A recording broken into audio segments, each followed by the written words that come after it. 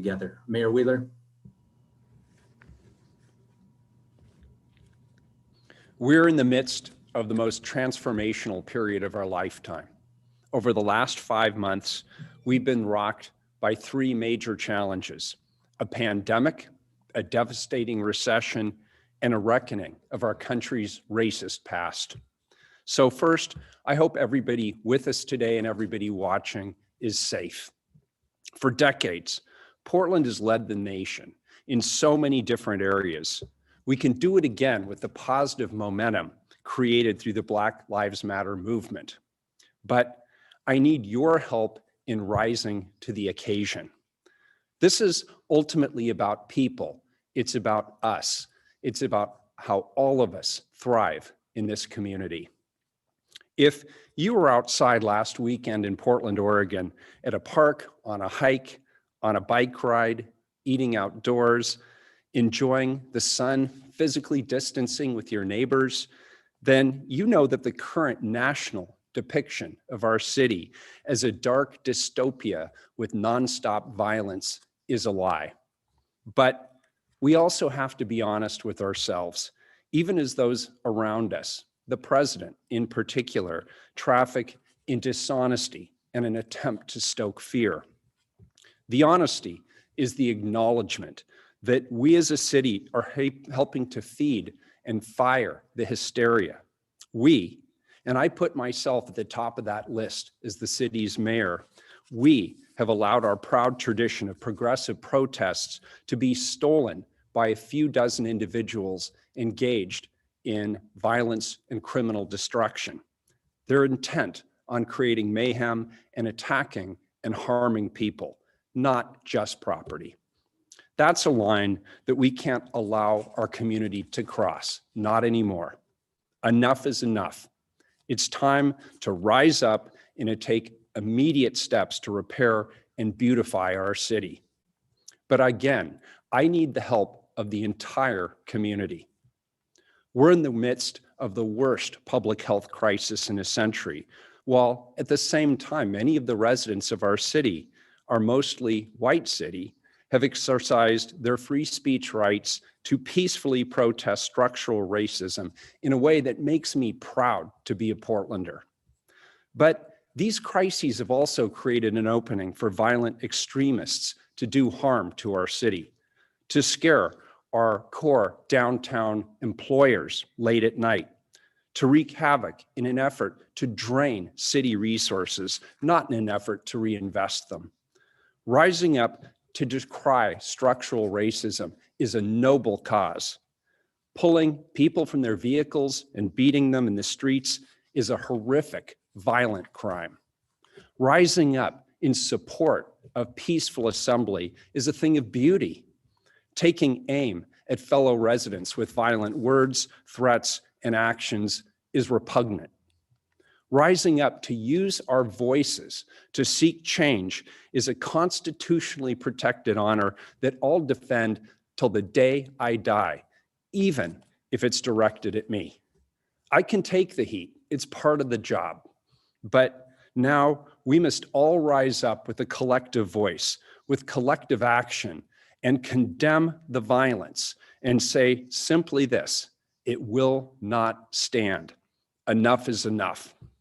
From protesters to police, we must rise up and virtually lock arms to end the violence so that we continue to make ourselves a stronger, better place by focusing on ending systematic racism, yes, even and especially within our criminal justice system. All violence, including police violence, is not the way to further the goals of our community.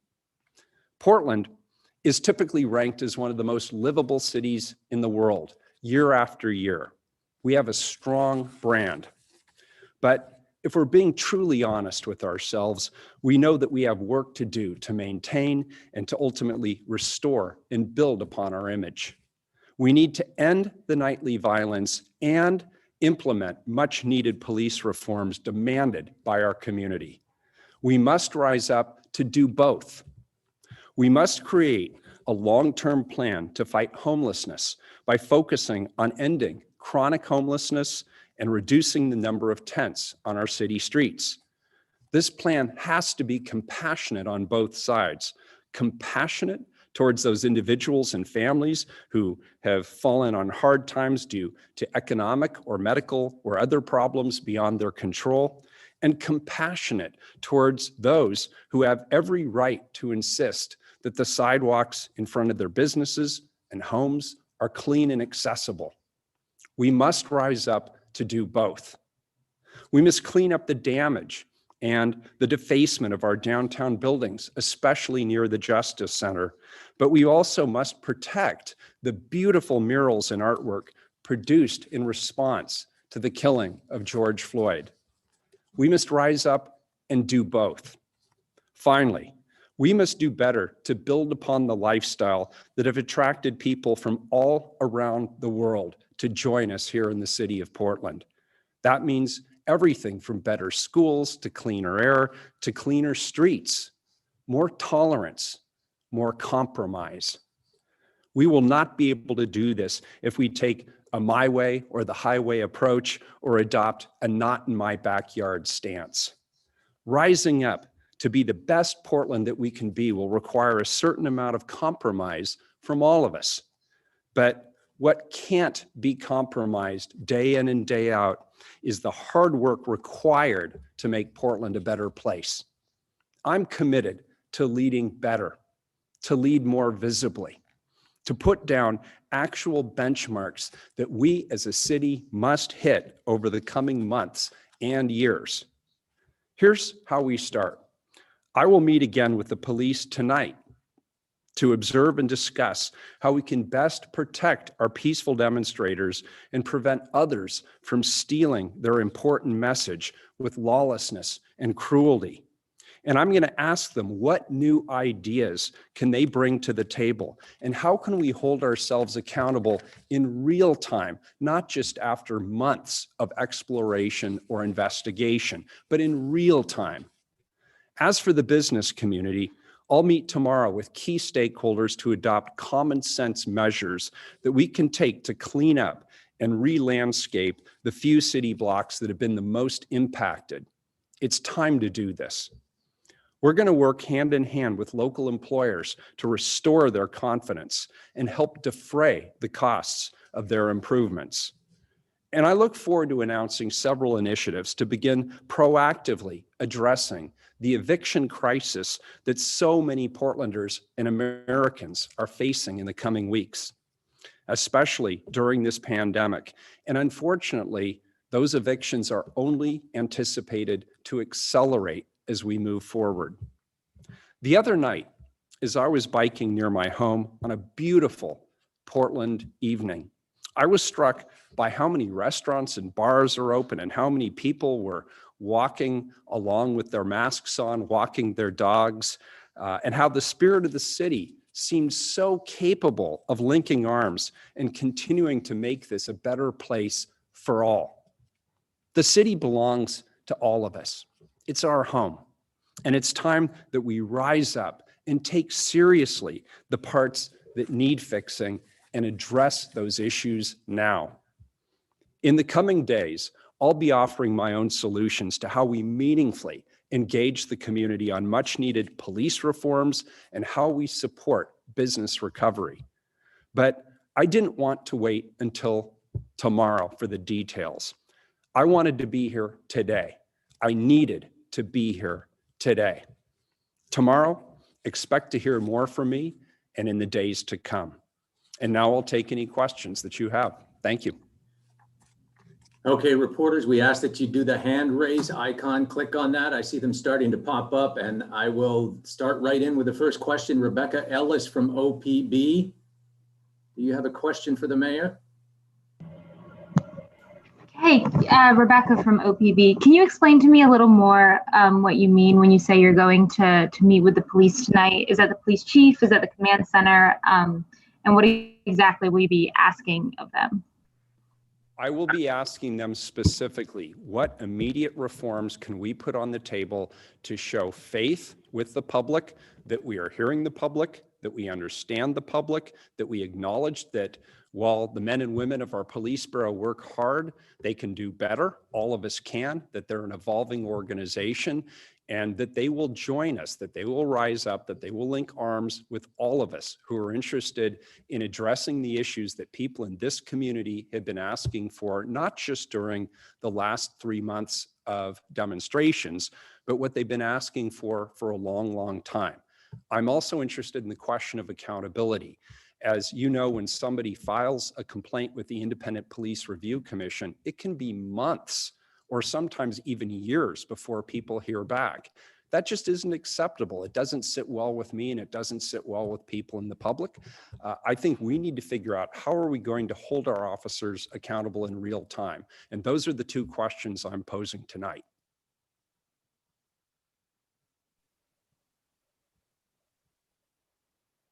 Sorry there, folks. The old mute button trick got it to me. Let's go with Lisa Balick from Coin TV. Lisa? Yes, thanks, Mr. Mayor. One thing it seems that you haven't addressed, though, is the ongoing violence. People say they're not coming back to work, shop, visit downtown. Neighborhoods are under siege. It's not safe. What will you do to stop the violence other than saying it's bad? Well, we've already done more than just say it's bad. Obviously, the first thing we need to do, and my call to action tonight, is for all of us in this community to come together and say that we do not tolerate the violence, that we want it to end. We want to get about the business of cleaning up our community, of investing in our community, of restoring the confidence of employers in our community to be able to let people come back to the downtown area in particular and reopen. And in order to do that, I need to work with the police bureau to both, on one hand, create respectful place for nonviolent demonstrations to take place, and on the other hand, enact strategies that make it clear that we are going to arrest and hold accountable that small group of people who are engaged in the nightly violence. It has gone on way too long. They need to hear from all of us in the community, not just me as the mayor. I'm asking everybody in this community to help me on this. I'll do my part as a leader, but I need other people to speak up as well and say this violence is not condoned, this violence is not tolerated, and we will do everything we can to hold those accountable who are engaged in it. And also, I want to hear from the police. What more do they need from us in terms of support? I'm open to their ideas. All right, thank you, Lisa. Let's go with Everton Bailey from the Oregonian. Everton, you have a question for the mayor? Thank you very much. Mayor, thank you very much for the time. You mentioned in a statement on Monday that you would be discussing with Chief Lavelle the Police Bureau's strategy during the weekend right-wing rally and counter demonstrations. Did that discussion happen, and what came from that conversation, if it did? The discussion did happen. The answer that was proffered was that we did not have enough personnel on duty at that particular time to be able to safely engage and make targeted arrests. That begets other questions that I have, which is, why didn't we have more personnel? What is the state of our relationship with other law enforcement agencies around the state and around the region? And are we planning adequately for the resources that we think we're going to need? Okay, thank you, Everton. Nigel Jaquis with the Willamette Week. Nigel, you have a question for the mayor? Yeah, thanks, Mayor. So some of the video from Saturday showed at least one of the right-wing protesters openly brandishing a gun, maybe more than one. I want to contrast that with the nightly videos that we've seen often of police officers knocking down or aggressively arresting unarmed protesters. I'd like to hear your reaction to seeing your police officers standing by as people openly brandish guns, and contrast that with what we've seen on a nightly basis from your police officers. Yeah, well, here's the deal. And again, I want to say, I work very closely with the police bureau. I am empathetic towards the work that the men and women who've been standing out there every single night have been doing for 3 months. But Nigel, nobody can look at those videos and say it doesn't raise a whole bunch of questions. It is clearly unacceptable for somebody in a crowd to brandish a gun. I've done some research. It's my understanding that while people, if they have their proper permits, they can certainly open carry or conceal carry. That is allowed under the law, but under no circumstances are they allowed to point their firearms at people unless they can demonstrate an imminent threat. That's my understanding, is it was related to me by people who understand the law. And so my point about having more real-time accountability is the way this works is a complaint will go to IPR and I will get no more feedback as the police commissioner because I am part of the due process. And I won't hear anything more on that case until it goes through the IPR process and the internal police review process. And it could be months or longer before I have any information that I can then share with the public. And that just doesn't sit well with me because the images themselves raise incredible questions about whether or not we are being effective, whether we are making arrests on a timely basis, whether I and other members of the city council are providing the police bureau the resources they need to make those arrests. But I think all of us can agree there is no circumstance under which that is acceptable or appropriate in the middle of a crowd when tensions are already high to be brandishing a firearm. That makes no sense to me, none whatsoever. All right, Pat Doris, KGW, you have a question? Thank you. Two-part question, Mayor. You talk about people rising up, and so I'm wondering, what does that mean? Are you literally calling on people to come out of their homes and apartments and condominiums and stand in front of government buildings and turn the protesters away? That's thing one. And then thing two, how do you hold those violent protesters accountable when the district attorney is not pressing charges? Last night, 23 people were arrested. Most of them had those charges that the DA says he won't prosecute. As people know about me, I do not support violence. I do not support violence from residents in the community, and I do not support violence from the police or anywhere else. Violence is not the solution to this particular movement. And so from my perspective, I think it's important that we continue as a community to voice our clear expectation that we support those who are peacefully, nonviolently demonstrating in support of racial justice and equity and police reform. And we clearly state that we as a community do not support the kind of criminal violence and destruction that we've seen in our community over the course of the last month. And I also want to direct people to a study that was talked about in the New York Times this morning that shows that nonviolent demonstration since the murder of George Floyd has had a significant impact both on the public's perception about the need for racial equity and justice and police reform and the number of concrete reforms that have been put on the table.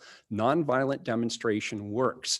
And so when I say rise up, I don't mean people literally have to go out to the streets and stand in front of those places where violence might be taking place. In fact, I don't recommend that.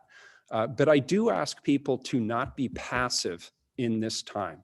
This is a moment where we all have to be accountable. We all have a role to play in this historic moment. The issues at stake are weighty, whether it's coming together as a community to improve the opportunities for all of us to thrive in this community, or whether it's addressing some of the issues around COVID, or whether it's working together to help support our small employers throughout this city. We all have a role to play. And so when I say rise up, I'm saying let's come together as a community and let's speak with the voice that we know we have. We have a proud history of demonstration and counter demonstration here, but peaceful demonstration and counter demonstration. And we also have this incredible ability as a community to come together and put innovative ideas on the table to solve our problems. That's where I'd love to see our energy directed. And for those few people who are engaged in more violent activity, look, I don't agree with you. I don't condone under any circumstance the violence that you're engaged in. I still want to hear from you. I want to know what's driving it. I want to know how I can understand the anger, the frustration, the rage, the hurt, whatever is driving it. Maybe there's an opportunity for us to help address in a concrete way some of those issues too. So I'd love to hear what specific strategies you are suggesting we employ. And so those are the things I'm talking about when I say rise up. I'm saying let's virtually link arms. Let's come back together as a community.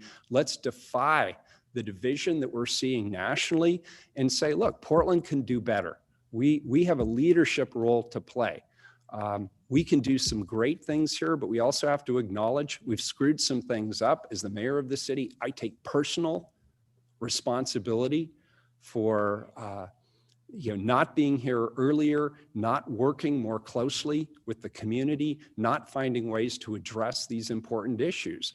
But going forward, each and every day, I'm going to do my part to lead, and I'm asking the community, everyone in the community, to join me and help me, work with me to solve these problems facing all of us collectively. All right, thank you. Jamie Goldberg with the Oregonian. Jamie? Thank you, Mayor. I appreciate you doing this. You met, I think, at the end of July with the Portland Business Alliance to discuss some plans to restoring businesses, especially in the downtown and central city area. And I know that you had also had a plan, your office has been circulating a plan that had target areas, including public safety, addressing homelessness, graffiti, cleaning up trash, and a retail strategy.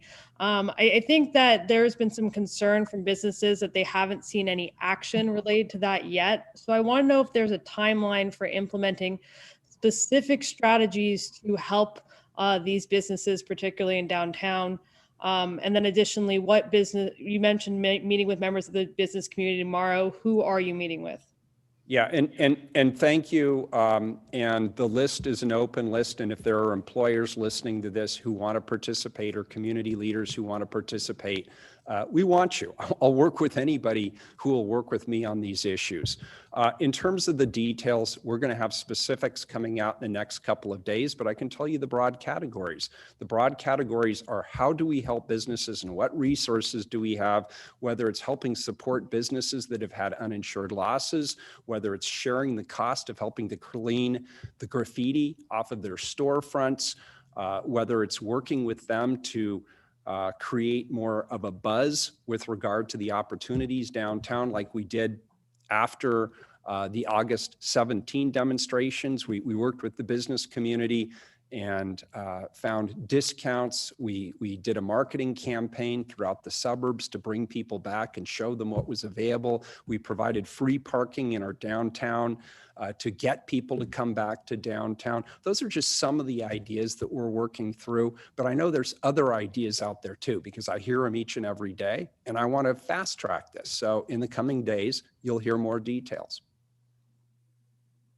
Though we know this, the precondition is stopping the nightly violence and cleaning up the downtown area.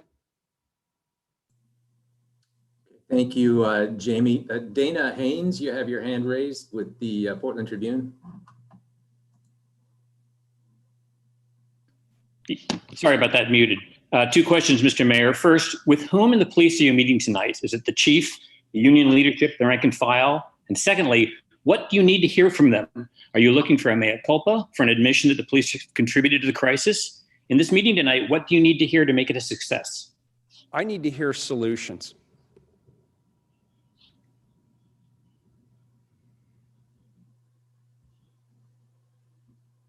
Dana, do you have a follow-up? Well, no, sir. I was wondering if anything specific other than solutions? Yeah. Again, what I'd like to hear from our police bureau is, number one, are there more resources they need from other elected leaders, myself included, in order to bring this to a peaceful conclusion? Number two, what can we do to address some of the concerns that have been expressed by members of the media, by members of the public, to hold ourselves accountable in real time? I think those are the two really important areas that we need to talk about. What resources do they need to be successful? What ideas do they have that they would like to put on the table that they have not put on the table? How do we work with the community in a meaningful way? And how do we hold ourselves accountable, not by just saying, oh, IPR will take care of it in a year, they'll get back to you. We need to hold ourselves accountable right now. The public demands immediate action, and I demand immediate action. And so I want to work with the leaders in the Portland Police Bureau to help us get to those solutions. All right, thank you. Drew Reeves, KPTV. And again, reporters, if you have a question, please hit the hand raise icon so I know who out there wants to ask a specific question. Thank you. Yeah, my question is, so tonight you're meeting with police, tomorrow you're meeting with business leaders. You say that in the coming days, you're going to be coming up with specific points. Why has this taken 90 days to happen?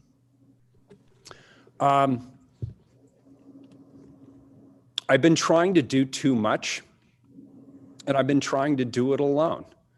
We have, as I indicated, three different major issues facing the community simultaneously: COVID, the economic crisis, the recovery required there, the demands for racial justice and equity and police reforms. And on top of that, we have a city budget crisis. And frankly, I have not been focused enough on the two issues that are the most important to the city of Portland. And right now, that is ending the nightly violence and getting our community back on its feet. And number two, it's about economic recovery, both for our households and our small businesses. I need to focus like a laser beam on those two issues. So the first thing I've done is I've tried to do too much. And the second mistake I've made is I've tried to do it alone. I don't believe I've asked the community enough or in the right way to engage with me to help me solve these problems. Look, I'll lead the way I can, but I can't do it alone. I need everybody's help in this community. And so that's part of why I'm here tonight, to say, look, the only way we're going to do this is we are going to rise up as a community. That's how we're going to get through these crises. And I know we can do it. And I know other cities are struggling with exactly these same issues, but let's put Portland in a leadership role. Let's come together. Let's think collectively. Let's innovate together. Let's think about how everybody in this community can thrive going forward together, whether it's around making sure that our communities are safe for everybody, making sure that people have access to economic opportunity, making sure people have access to the housing they need, access to healthcare, access to recreational opportunities. There's so many ways that this city could do so much better than we are today. And I'm asking everybody to come together and help me do it. Okay, Blair Stenvick, Portland Mercury. You have a question? Hi. So protesters are calling for total police abolition. Is it possible we're past the point where talking about the idea of piecemeal reform that is okay by the police will fix things? And would you be willing to talk seriously about things like substantial defunding of PPB if that will get the protests to end? Well, I've been on the record as not supporting complete defunding of the police. I mean, look, we get thousands, tens of thousands, hundreds of thousands of calls every year through 911. And before we get rid of the current public safety system and all of its infrastructure, I need to know what the landing pad is. What are we replacing it with? So if we're talking about total abolition, I don't think that is a realistic goal. I really don't. And it's especially not a realistic goal in the near term. But there are many specific ways that I think we can work with the community to get rid of the bias and the institutional racism that still exists in policing nationally and, of course, locally. And I'm going to do my part to help with that. And my colleagues on the city council, they're going to do their part to help with that. We're finding meaningful ways to engage with different voices in the community. who have different ideas. And again, I'm willing to meet with anybody. I'm willing to talk to anybody. I'm willing to keep an open mind. But at this particular moment, nobody's made a good case for me that a complete abolition of funding for policing will enable somebody who calls 911 at 3 a.m. to get an actual response. We still have that responsibility and that duty to help our community be safe. And for me, it's widening the lens. Everybody needs to feel safe. And we've heard from so many people in the community that they're even afraid to call for a police response. And that's telling. A lot of people don't trust the police. And that's not an indictment of the police or an indictment of me. That is a statement that we've got to do better. We don't have the trust of everybody in this community, and that's for good reason. And we have to be honest enough to own it and say, look, we'll do better. The public is telling us what they want in terms of safety and what they want from their police bureau. And it's our job to deliver. But I don't support just completely getting rid of the police bureau. I don't see what you would replace that with, especially in the near term. Okay, we're winding down. Got time for just a few more questions. And let's go next with Julia Silverman from Portland Monthly. Julia? Water break time. Thanks very much for taking the questions, Mayor Wheeler. I have a two-parter. Number one, you've said you're meeting with business groups and with police. Why not try to set up a meeting with protest leaders? Very decentralized movement. And number two, I'm wondering if you think, it's a more of a philosophical question, if you think what's gone on in Portland this summer is going to redefine us nationally and even internationally for years to come in the way that, say, what happened in Little Rock in 1957 did there? So first, let me acknowledge that I have met with many demonstration leaders, including as recently as today. And I get feedback from demonstration leaders. My staff meets with demonstration leaders, but I've spent a considerable amount of time myself meeting with people and hearing their needs.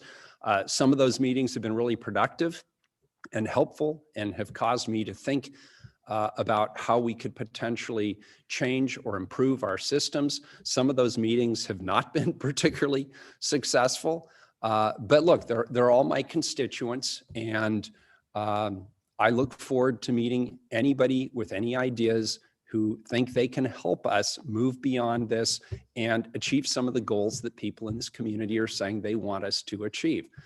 I represent the institution of governance. It's my job to listen, to understand, to reflect, and support those ideas that I can support. And I'll continue to do that. And I'm sorry, what was the second part of your question?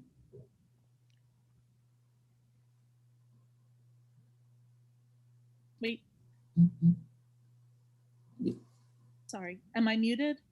There we go. The second part of my question was whether you think this will, what's happened in Portland this summer will redefine our image nationally or even internationally for years to come.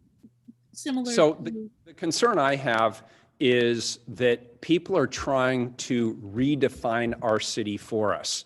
Portland is front and center with a handful of other Democratic cities in the Republican National Convention this week. We play a prominent role on Fox News. The New York Times ran an editorial, excuse me, not the New York Times, the Wall Street Journal ran an editorial the other day that was just full of factual misinformation. So other people are trying to define the city of Portland, and what they're doing is they're showing the nightly violence and they're blowing it up as though that's the entirety of this city. And those of us who are actually here, who are in Portland, we know that we have work to do to reduce the nightly violence, but we also know it is not all encompassing. It is not the entirety of the city, and the city's not, by and large, in chaos. But that does not in any way excuse us from taking the steps we need to take to own the violence that does exist and address that violence and work with our local employers to help them get back up on their feet and help their employees and their customers feel safe coming downtown. And we'll continue to do that. Will it hurt the brand? Of course it hurts the brand. There's no question that when night after night after night, you're the lead on Fox News, or the president of the United States is tweeting about chaos in your community, that can't be good. So what I want to do is, on one hand, address the violence that we are responsible for in the areas where it does exist, work with our community to address the concerns that they are expressing through the BLM movement and through their, I believe, important movement around this reckoning around racial justice and equity, and work with our other people in the community to help clean the community up, spruce it up, get reopened, and help people get back to work to the degree that they can in the midst of this COVID crisis. A lot of families are hurting, and the nightly violence isn't helping. All right, literally just two more. We're going to go with Nick Budnick first from the Tribune. Nick, go ahead. Thank you for the time, Mayor Wheeler. You have sounded similar messages in the past, and you also tonight talked about how perhaps you haven't been asking the right way. As you know, you're in a 5-mayor form of government, or so it's been called, and I wonder, please describe what efforts you've made, if any, to reach out to your fellow commissioners to ask them to join you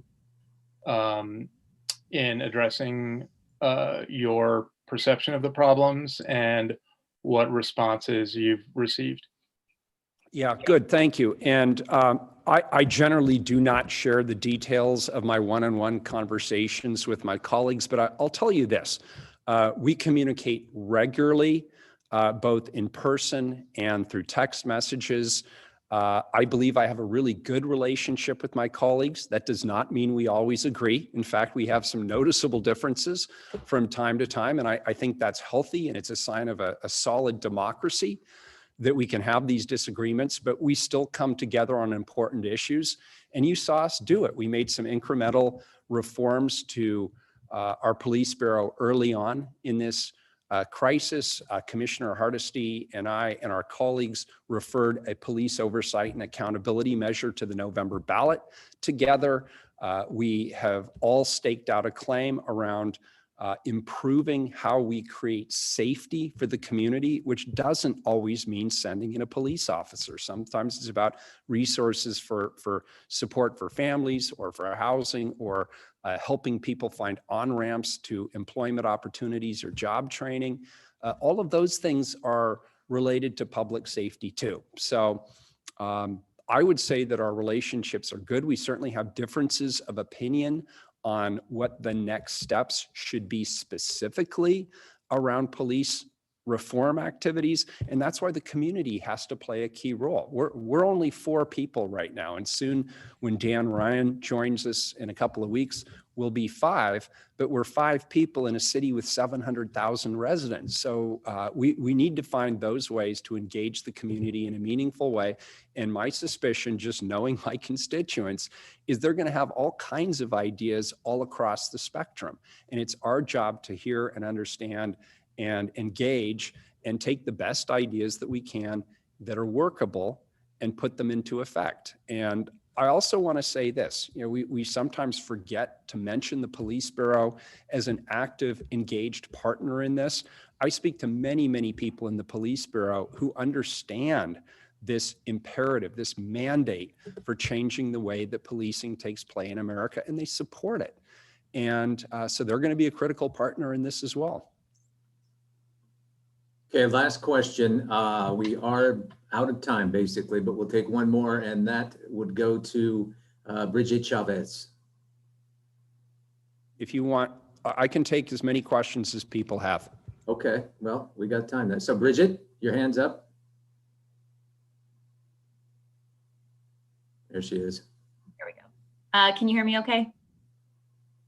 Yes, Mayor, you talked about the violence happening at the protests. What about the increase in gun violence we're seeing? I mean, July, we saw the most shootings in 30 years, 150 rounds fired into an apartment building, and people say they're scared. A lot of it they mentioned the gun violence reduction team being gone, but you haven't replaced it with anything. You talked about a landing pad earlier. So do you have a plan specifically for what to do about that piece of this? Yes, I am absolutely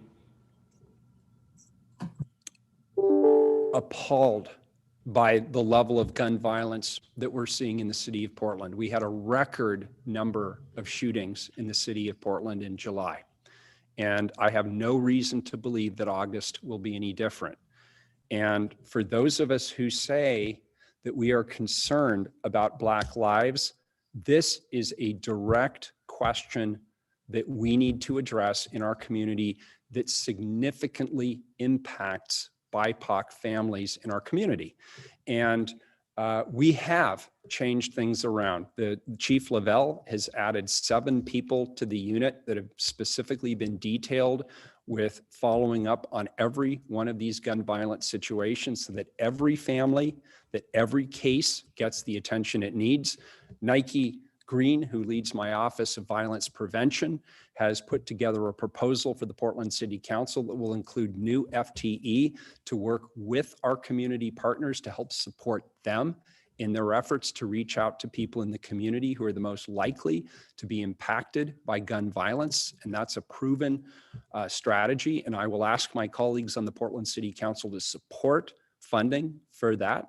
And we're also going to continue to work not only with our existing partners in the community, but we're encouraging the development of new partners in the community who have contacts, connections, lived experience with those who are engaged in or impacted by gun violence. What's happening is there's just no way to put it. It's horrific and heartbreaking to see what's happening to so many families in this community. And I'll tell you, one of the hardest things about being mayor of Portland during this time is meeting with the loved ones of people who've been lost to gun violence. And it is every bit as front and center to me as any other issue that we're facing as a community. And I'm just so grateful for Nike Green and her strong leadership on this and the advice and counsel that she gives to me and my team to help us be able to get this put together in a way we want to. Okay, Nick Budnick, you have a follow-up question. I only see 2 hands left, so, oh, there's a couple more now, but go ahead, Nick.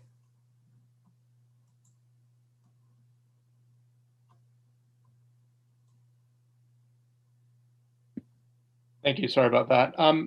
Mayor, it seems like you're, I guess I was maybe too subtle with my question or wasn't direct enough, but it seems like you're alone here.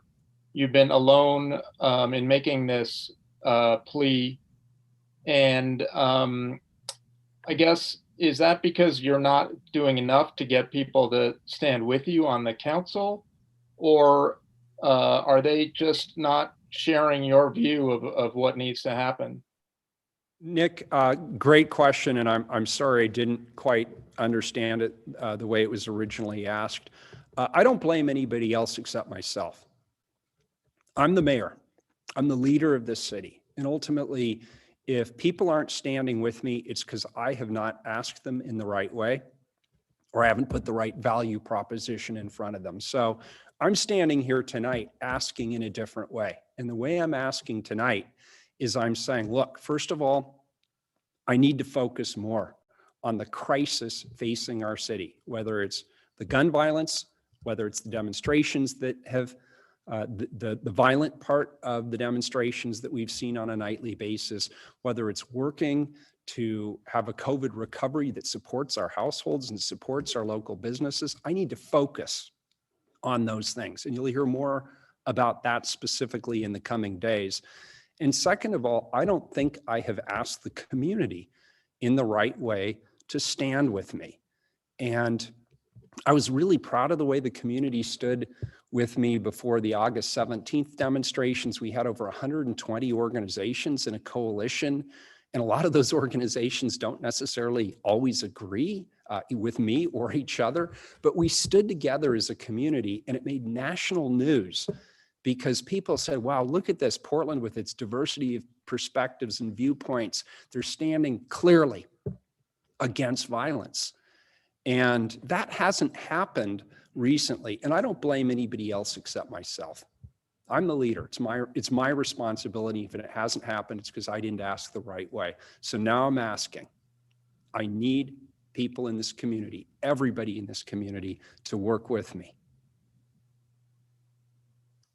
Okay, next, Nat Moon, you have a question?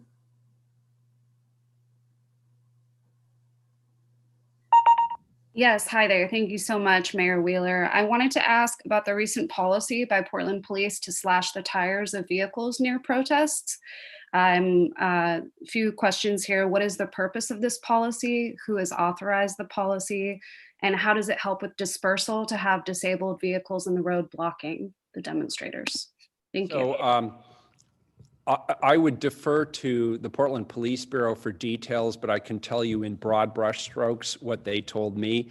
Number one, the vehicles were between the police and the demonstrators. It created a safety hazard.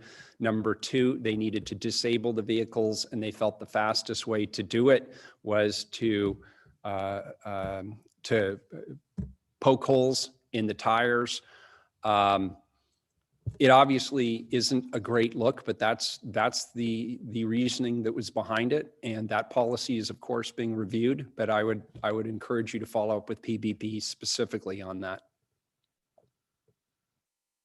Okay, next question. We just got two left. Everton circling back for a follow-up. Everton Bailey.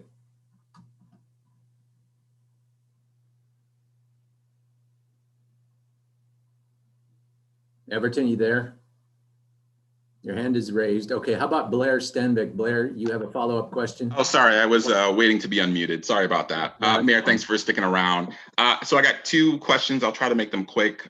Mayor, you've said that you're willing to meet with anyone to hear them out. And so I was wondering if there are any plans to meet with the average citizen or non-protest leaders through any kind of public forum or anything of that nature. And then my second question is, in your recent meetings with protest leaders, what is your understanding of what demonstrators need to see from the city in order to feel that nightly protests won't be necessary? Thank you. And that was Everton? Yes. Sounded like Everton. Yes. Everton, thank you for the questions. First of all, what we need in terms of public engagement, the City Council and I are already in discussions about how that would look. We obviously want to create meaningful public engagement as opposed to window dressing public engagement. We want to find ways for people who we've never heard from before to be able to come and feel that their voice is being heard and respected and understood by us. We want to create opportunities for people to give us feedback. We have not finalized those plans, but that is something that all of us on the City Council are highly motivated to develop very quickly. You will be hearing more about that after Labor Day when things kick up again.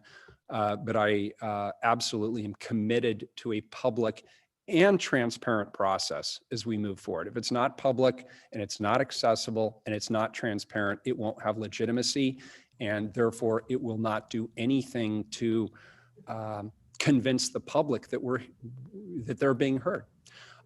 With regard to meeting with demonstration leaders, what are their demands? Honestly, there are lots of people demonstrating and they have different demands. And I've heard from some demonstrators who have put on the table very specific reforms. The Oregon Reformation Project, for example, I've been actively participating in those conversations, and they're creating a long list of very specific ideas that could help us move forward on a broad spectrum of issues related to racial justice and equity and shared prosperity. I've met with even some demonstrators who I would describe as being more on the extreme side of the spectrum. I had a meeting last week where a group of people, frankly, just shouted expletives at me. That was how they wanted to use their time. I had to end it a little prematurely because my daughter was in the room.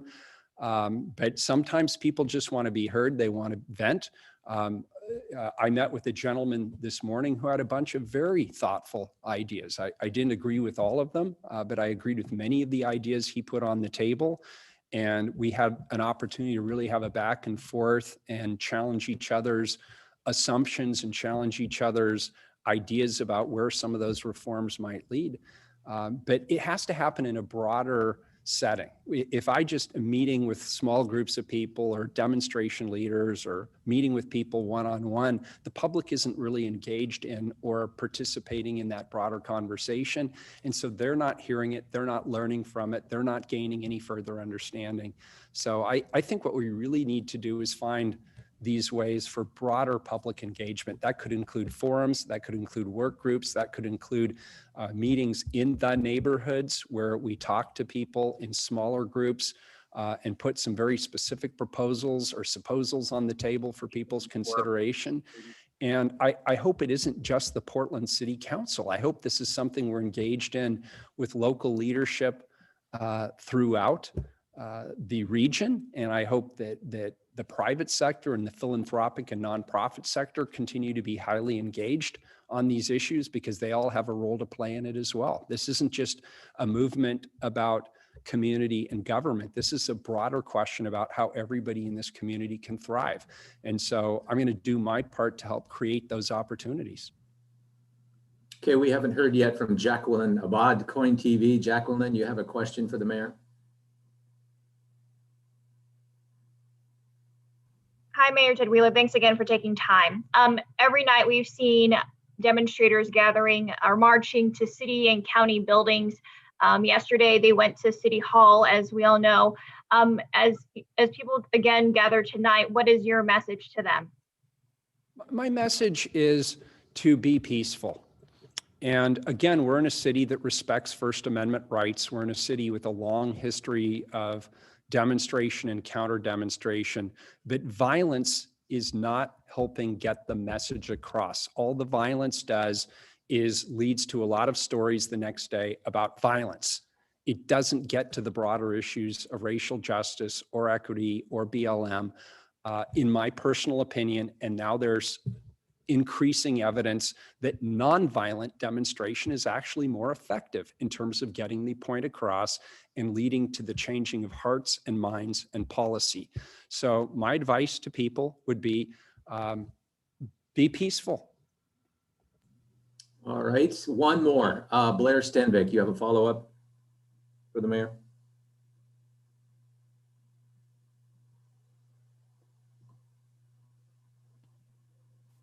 Okay, so you said before you don't think total abolition is a realistic goal.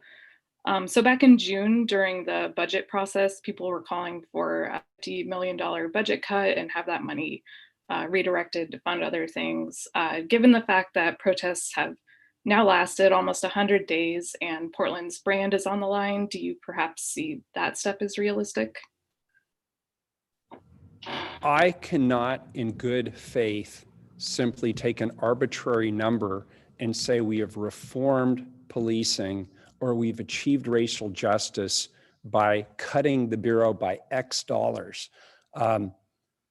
That doesn't necessarily move the dime. What I want to do is have a public safety system that includes more than just police response, but includes on-ramp education to job training, to shared economic prosperity, to stable housing, to true healthcare systems that support the most vulnerable in our community. So I get the investment side, and that's really attractive to me. We should be investing in all of those things, by the way, including substance abuse and mental health, because that would also help us address some of the other critical issues in our community.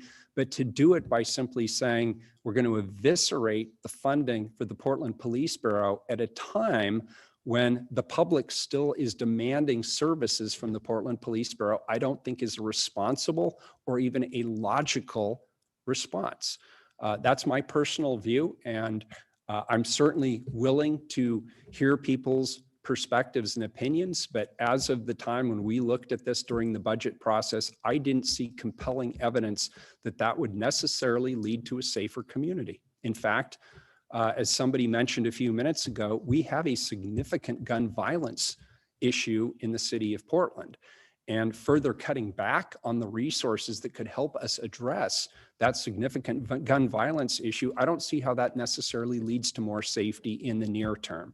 So if we're talking about a truly radical reformation of policing, you're talking about a cultural change. You're talking about making sure that other systems of care, which are not currently adequately supported or funded by any level of government, are supported, making sure that people have the stable housing, making sure that the state of Oregon has a viable mental health and care delivery system, making sure that we have on-demand substance abuse treatment. And we have none of those things. So simply taking 50 million out of the police bureau, which would be a huge hit to the police bureau, and putting it to all of these systems of care where it would be a proverbial drop in the bucket and probably not move the dial at all, doesn't make sense to me. But I'll keep an open mind, and I've changed my mind before, and I'll be open to different perspectives. All right, thank you, everybody. We're coming up right on 6 o'clock high. It has been a full hour, and we certainly thank the mayor for his time, and for thank all of you. Tim, did everybody get their questions answered? Yes, I'm they willing to did. stay longer if people No, have we more made sure questions. everybody's got their questions answered. Okay. Yeah. So we're going to wrap it up at this point. And again, thank you, everybody, for your questions. And if you have any other follow-ups, you know how to reach me. You have my address. So thank you all and have a good evening. Thank you.